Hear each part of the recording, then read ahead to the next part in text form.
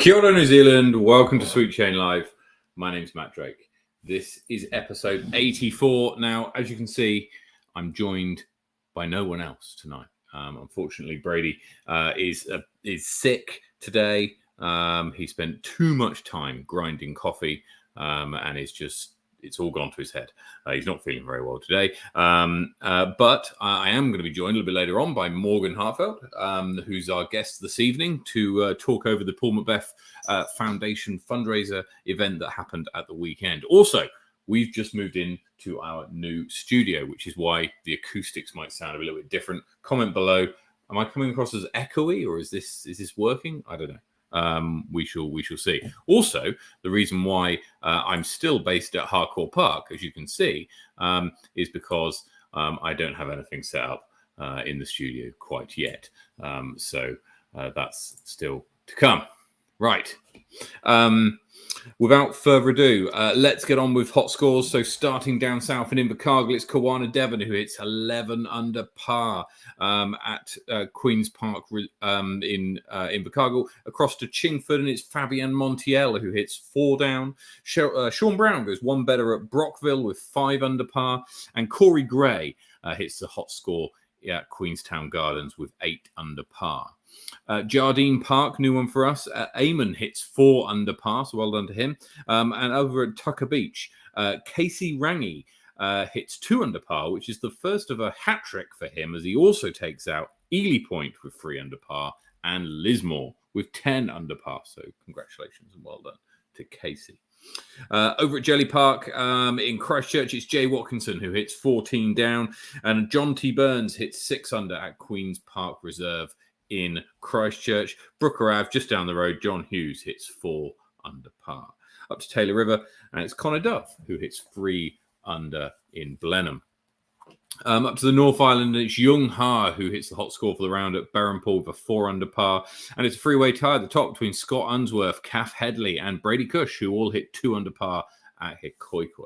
Over at Harcourt, it's Finn Seeds who hits 5 under par, well done to him. And up at Linklater, Arthur Horn does the business with 7 under par in the mighty Manawa 2. Up to Maryland's, and Jason Gray hits 2 under par in New Plymouth.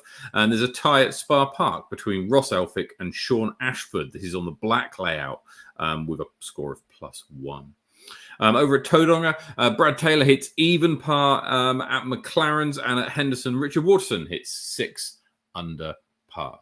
So well done to everybody this week. It's been a very busy week for us here at Sweet Chain Music. Less so on the disc golf front, but we did get out to play some disc golf on Saturday as part of the Paul McBeth Foundation fundraiser. And I'm joined this evening by the organizer, orchestrator, and brains behind this operation, Morgan Harteveld. Good evening, Morgan. Kia ora, Matt. Kia ora, everyone. Hope everyone's having a good evening. How you doing? Yeah, I'm all right. I'm all right. A little bit tired. The moving house is kind of starting to catch up, and could do with a weekend of doing not a lot, to be honest with you. Yeah, but, fair enough. Yeah. I hear where you're coming from there, man. But the weekend we just had was jam-packed. At least it was for you. Talk us through, your view of it, what happened, and how it went for you. For me, I'll just say that the day itself was pretty chaotic. I ended up not really doing too much for the event. Adam sort of run things down in the south for me, and I just handled a few phone calls. But I spent most of the day sort of trying to sell my car.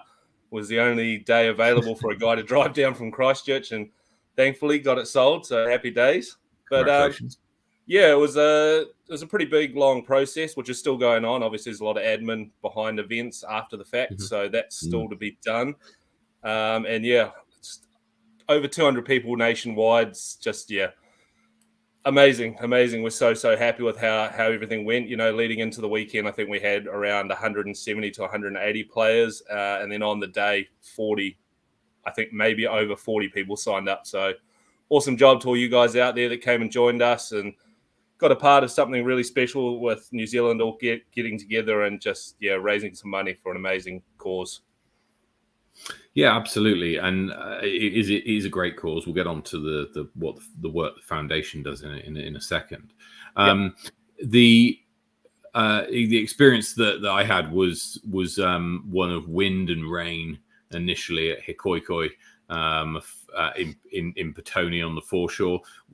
What were you getting reports of throughout the country? Were we seeing similar kind of conditions? Pretty much everywhere in the south, the lower south, Invercargill, Queenstown, we had a bit of especially Invercargill had a pretty rough day. I think their weather, from the reports I got from down there, was pretty horrid. But you know what they're like down there in the deep south. They just knuckle down and get on with the job. And Johnny Ferrari coming out on top with a really good score there.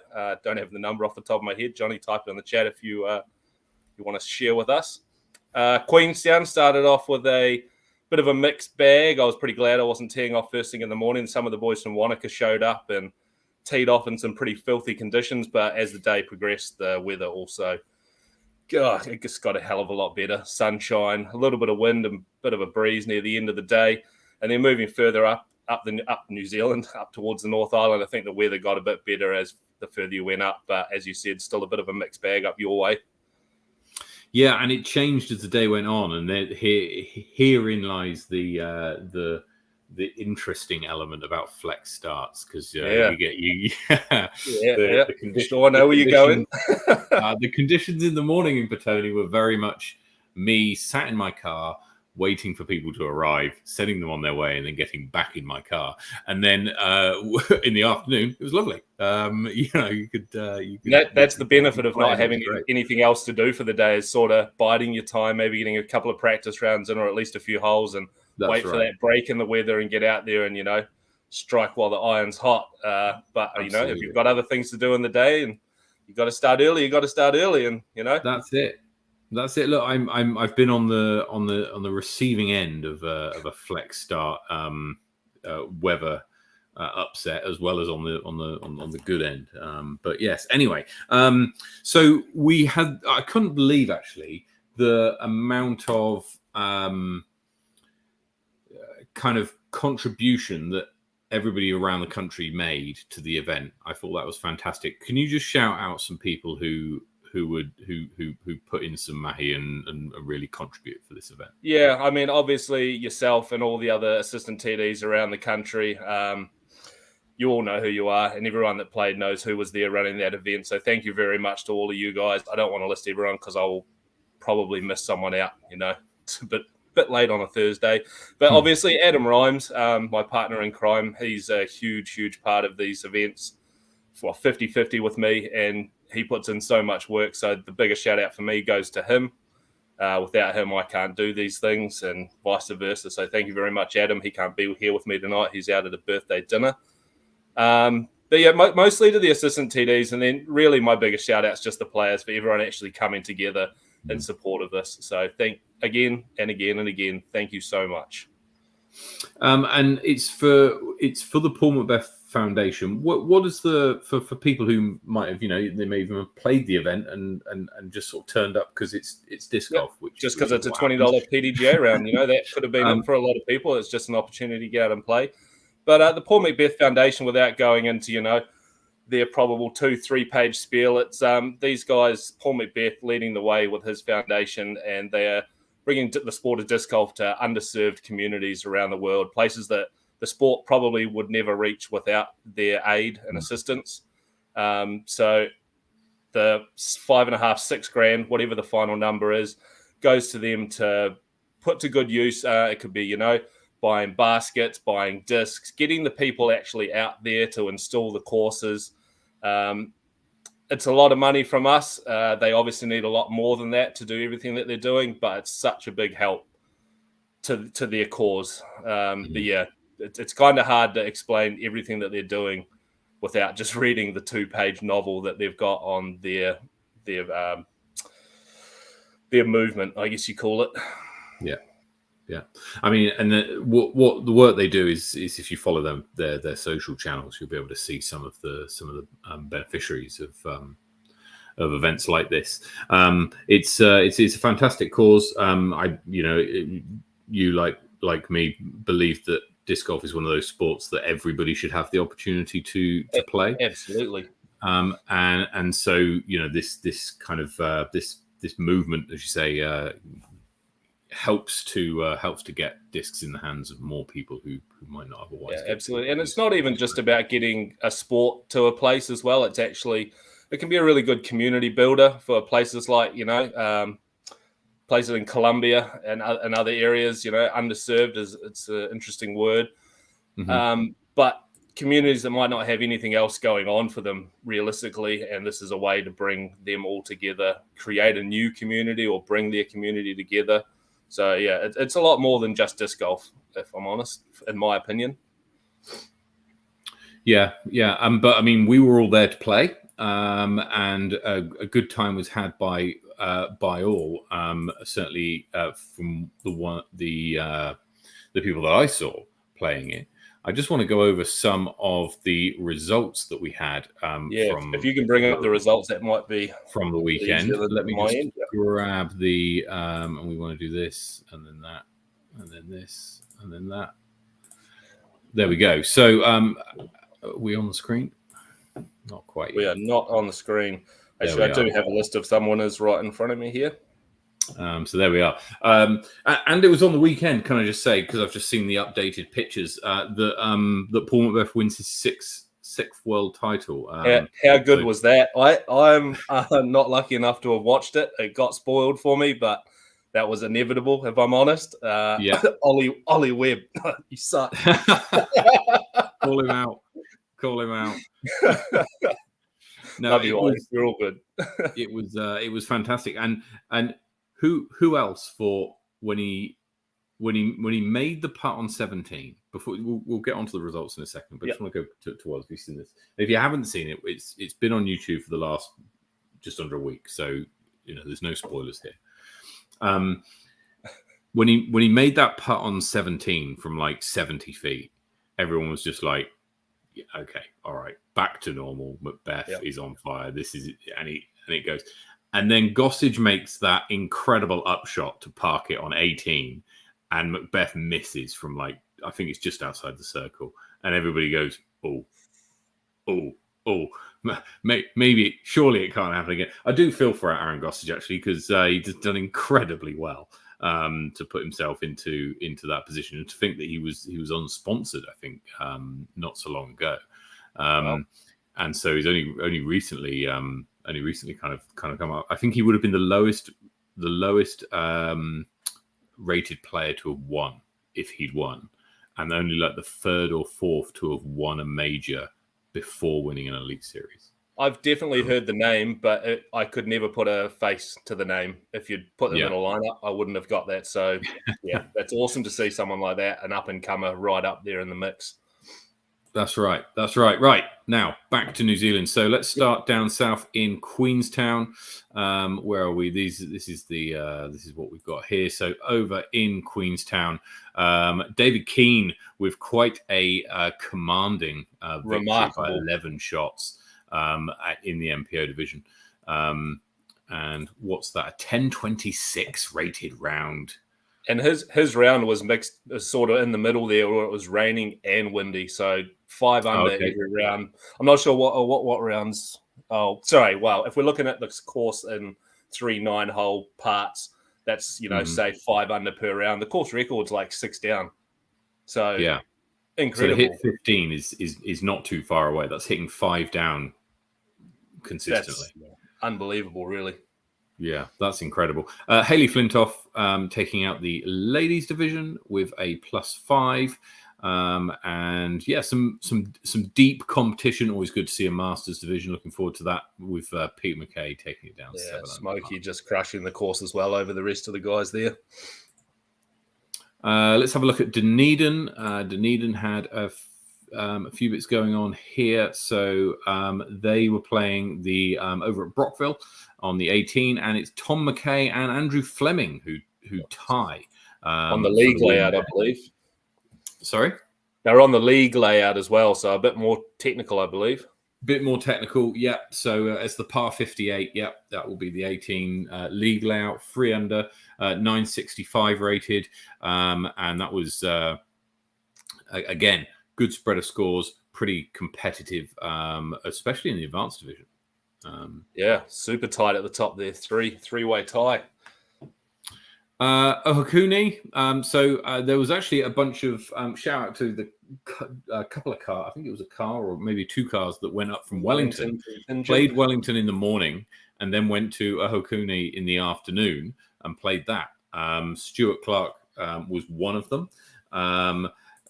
He loved it so much, played it twice, once in Wellington, once in Ohakune. I know that Brady went up. Calf and Nat Jump also went up. Brady with 15 under par against Sean Ashford's 11 under par. So well done to Brady. And yeah, I've not played Ohakune, so I couldn't tell you too much about the course. But all I know is that James Bell, that was up there that day, I had a bit of a conversation with him on the phone later in the evening after the event, and he was just awestruck at how the whole day went. So happy to be a part of everything, and how the disc golf community sort of came together up there. He had a massive day. He fed 60 firefighters, I believe it was, that day as well, and a couple other bits and pieces on top of running his first ever event. So shot James Bell, you're the man. You did a great job, bud. Absolutely. And in Auckland, I think this was the largest event. This was the largest event, I think. 60 players. And look at this advanced division. It's huge. It just keeps going. It's huge. It's huge. That's the kind of turnout you might. So good to see that all of the Aucklanders sort of came together for this one, because, word that you hear from up there is everyone's sort of a little bit spread out. So seeing everyone come together at Hendo, that's amazing. Shot Auckland, you guys rock. Yeah. And it's Jackson Sullivan takes a 10 under with a 993 rated round. So well done to Jackson. Now we're going to go to Nelson, and I think in Nelson, Tom Strawbridge was organising this one, and it was Ashton, but it was Ashton Clark who managed to take out with a 990 rated. That's a competitive. He drove up from Christchurch. Yeah, it's great to see. Great to see, and we've got some pretty good scores in the Masters divisions as well. This is I tell you what, Masters is where it's at. That's where it's. I'm working my way there. Couple more trips around the moon or the sun or whatever it is. I shall be waiting when you get here. The next up, if we go down to Christchurch, there were some hot rounds in Christchurch. 37 players, and Jay Watkinson wins by a stroke over Willie Taratner and Joseph Berry. 10 top three having an awesome battle. I mean, sorry? Those top three just having such a good battle, When I pulled up the screen initially and seen Jay at the top, that's what I expected. And then straight away, Willie and Joe right there on his tail with 1,000+ rated rounds. It's just incredible golf. Christchurch killing it as well. What's interesting, I don't know if someone can tell me in the comments, is that the regular Jelly Park layout that they were playing? Yeah, it was, yep. The regular Jelly Park layout. Okay, from what I could see of photos that I saw, the weather was lovely for at least the time that I saw the photos when they were taken. And that gives us a little bit of a yardstick, really, with 30-odd players playing. There's probably enough propagators to be able to, there's enough propagators to get a good handle. That when we do our hot scores, you're looking at around the 11, 12 under being 1,000 rated. And I don't know if I shot a 10-22 rated round on a one-day tournament and didn't win in New Zealand, I'd be going, what's just happened? It's incredible. I played the level now, though. That's the level. There's a few guys really separating themselves at the top at the moment. The numbers growing, and there's people like Willie that have been around a long time and having to fend off all of these younger guys that are coming up and are right up there in the mix now. Yeah, and there's a bit of a lag with ratings, with people's ratings with the rounds that they play, because obviously it's taking into account rounds that they played possibly even a year ago. Yep. Ratings get updated on next Tuesday, so look out for that if you played and you expect your rating to change. Over to Invercargill. And Invercargill, Johnny Ferrari with a 12 under par, 996, knocking on the door of 1,000 rated. So well done to him and Brenley Marshall. Brenley, good job being up there too, bro. Say again? I just said Shot Brenley. It's awesome to see him up there. He's been around a long time as well now. So, him and his partner get out there all the time. So I just love seeing his name up near the top. Starting to see it more often, Yep. and I wouldn't be surprised if he makes a challenge for that for the MA1 title at Nationals, especially given that it's going to be on his home course. And then we get to Wellington. I know this one very well. There was a three-way tie at the top: Andy Davey, Phil McLeod, Francis Orange, all with +3. All shooting 941 for that +3. I will say. Did they do any sort of a playoff just for their own?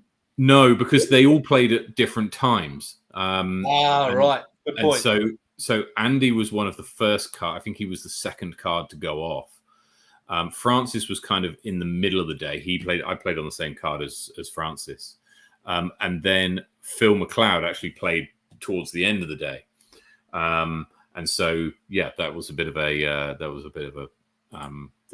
I don't think their paths crossed, actually, to be honest. Did Brady play Wellington or Oakuni first? Wellington first. Wellington first, so he walked up later on. The conditions in Wellington in the morning were so bad. Like, it was windy and it was cold and it was wet. It was the kind of weather that you just want to stay inside. And Andy Davies still at the top, though, as well. Yeah, so. Yeah. And Andy shoots a 941 +3. That probably, if you just took the scores from that period of time and didn't include the scores from later on, then that round's probably a bit higher. Sure. I suspect. A bit further down, we had a good battle in the advanced division. It's actually Brett Carlisle and Simon Fogarty who tied for the win in the MA40 division with a 961 rated, both of them. And Jung Ha, shout out to Jung, who was he was like +5 after the first 9, and then shot 3 down in the second 9, which is the same as the first, right? So he shot like +5 in the first 9, and then 3 down or something in the second 9. It's a pretty big turnaround. So yeah, massive comeback. So shout out to Jung. Ryan Kitto, it's great to see a car of guys from come down from Palmy, who came down and they got down here early actually, and then headed off to Harcourt and then Masterton. So they had a full day of it, taking it nice. Just going to go down a little bit further because our overall winner came from Wellington. And it was Kian Sharp, who in the junior division, who shot a 518 rated round.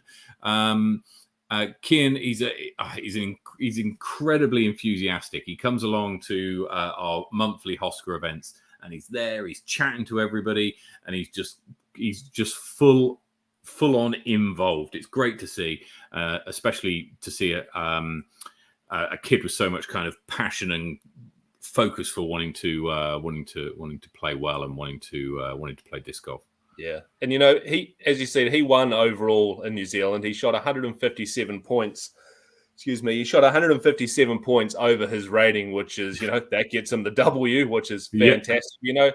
I spoke to his father afterwards, and he told me that he wasn't very happy with his round. So obviously he can play a lot better than that. But then come later on in the evening, rather, when we had the raffle and he found out he won, ecstatic. One of the happiest times apparently he's ever had. So that's fantastic. And I'll just show the disc that he's won as well. Let me get you bigger on the screen. One moment. There we go. Look at this. Oh wow. Yeah. So that's a 174 gram Discmania D-Line P2 with the Montenegro stamp, the Project 2.1 McBeth Foundation stamp, and obviously Paul's signature on the top there. Oh, fantastic. That's priceless in my opinion. Obviously everything has a price, but priceless. That's such a good disc to have, and just having the collection and put it on the wall. So yeah, Congratulations, dude. You earned that. Well done. Absolutely. We got one more, I think, to go to, which is in Temuka. So Dwayne Fisher took out the MPO division, but Hayden Hugdoin with an 11 down, 994. That's an incredible round. and quite a bit above his rating as well. So well done. 107 points over his rating. Had that written down, so I didn't have to do quick math. So very good. That's incredible. So well done to Hayden for taking out the tournament down in Temuka. And as you said, over 220 players who played at the weekend, which is incredible. And that's the kind of turnout that you'd expect.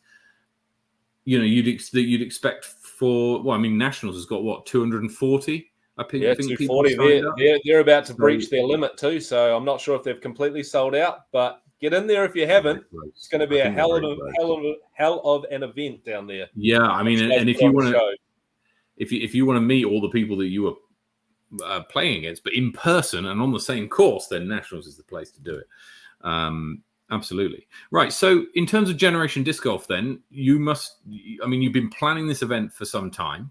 Mm-hmm. A lot of work has gone in. I bet you kind of got to the end of Saturday night and put your feet up and went, that's that done. I know whenever you're organizing a tournament, there's a bunch of paperwork that you got to do after the event, and the PDGA will want to know stuff. So but after all that's sorted, what's next for Generation Disc Golf then? What can we expect?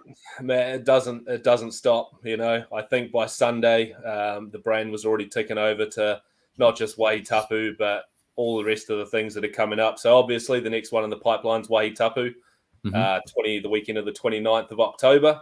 So just about 2 months away, roughly. There's one spot left for that. So if anyone wants that, jump on the disc golf scene and come sign up. It's going to be a hell of a good time. And make sure you secure a spot at the lodge. Hopefully there's still some available space. But that's next on the list. I've actually got my wedding the weekend before Wahitapu. So congratulations. Booked up to the gills right now. Just trying to keep the missus happy by not doing too much disc golf. But I can't help it. So we've just started a PDGA league here in Queenstown, which is going to kick off on the 27th of September. Mm-hmm. So about 3 weeks, just after daylight savings hits. So that's going to be a 6-week league. After that, we need to announce, time has not been on my side. I need to announce the one-day series, which is coming up. Most likely going to be at least 4 of the same venues, maybe slightly varied layouts. We'll see what happens when we get out there.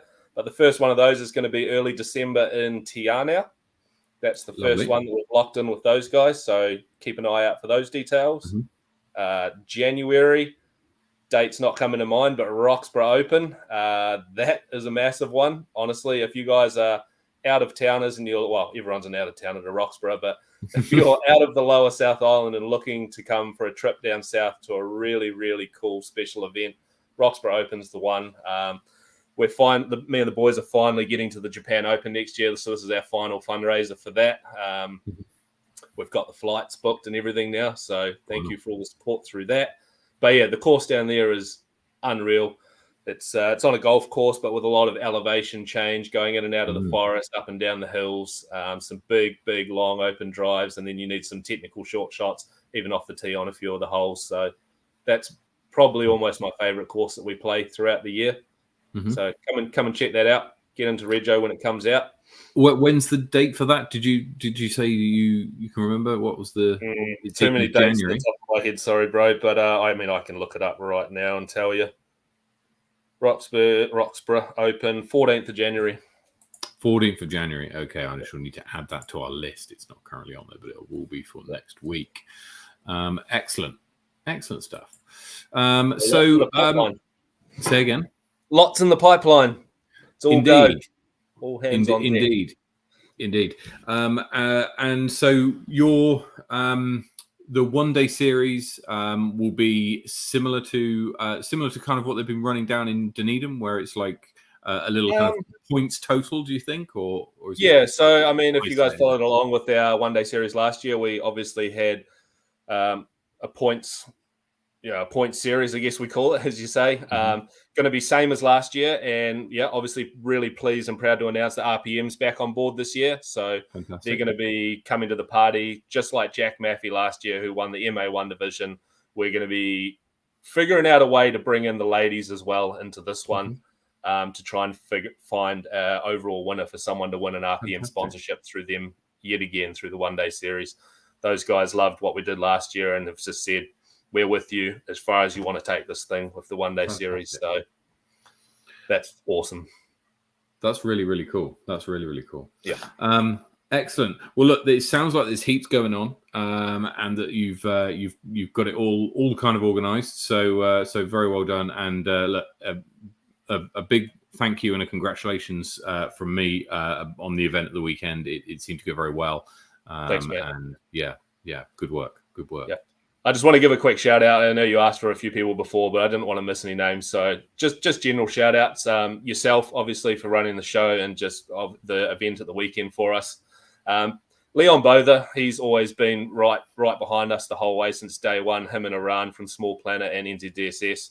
Those guys have supported us from day one. And, you know, they're really helping us take that next step to bring more events to not even just the lower south. You know, we want to move slightly further up the South Island and into the North Island one day, if it works out.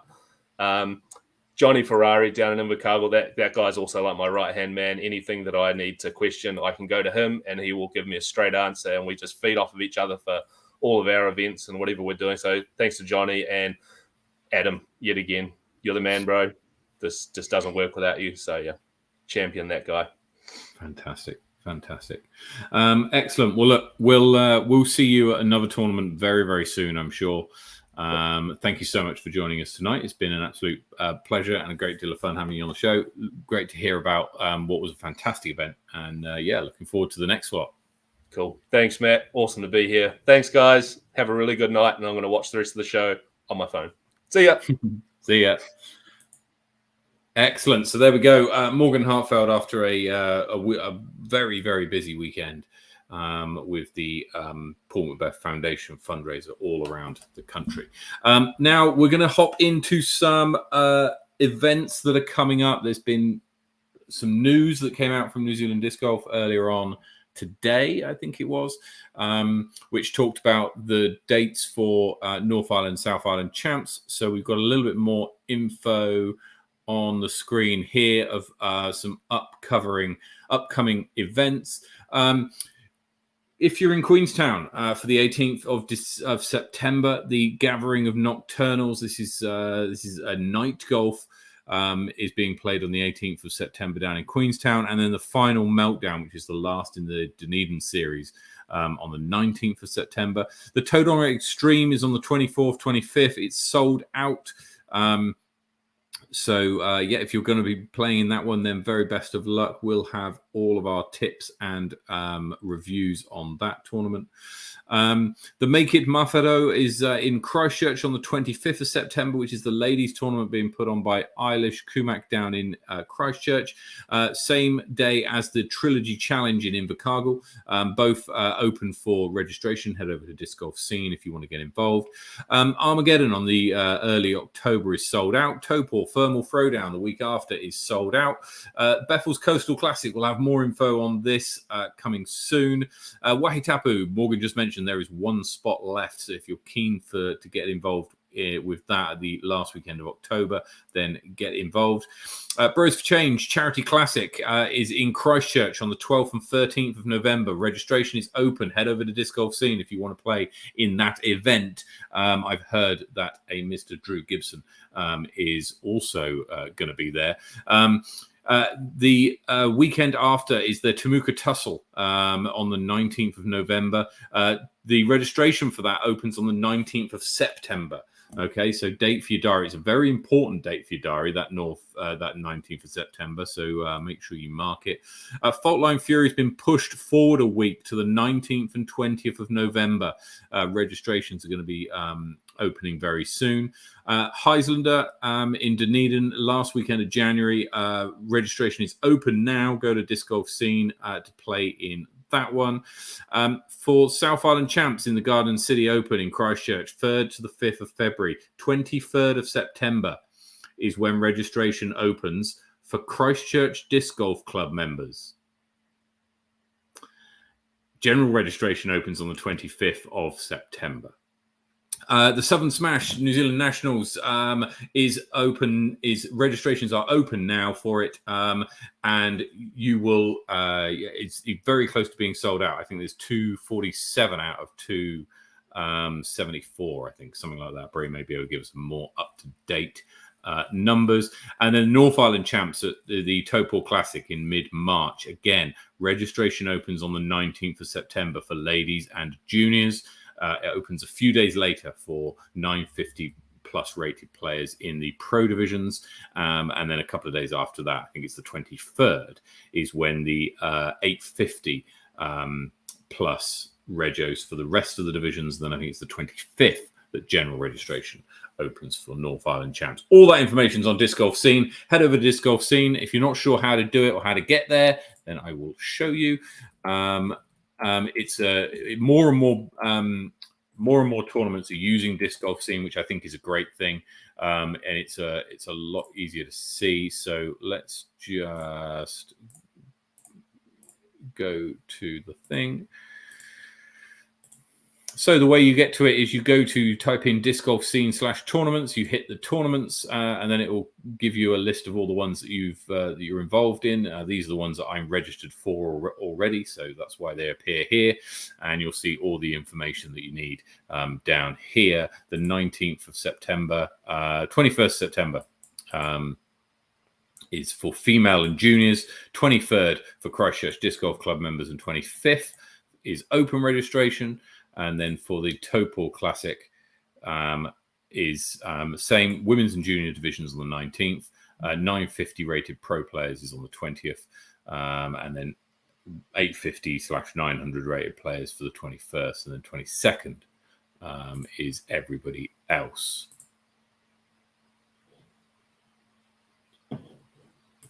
Okay. Oh, I've just been told you can't see the screen. Let me do that again. Right. There we go. You go to Disc Golf Scene /tournaments, and you hit the tournaments at the bottom, up the top here, and you'll see all the different tournaments that are coming up.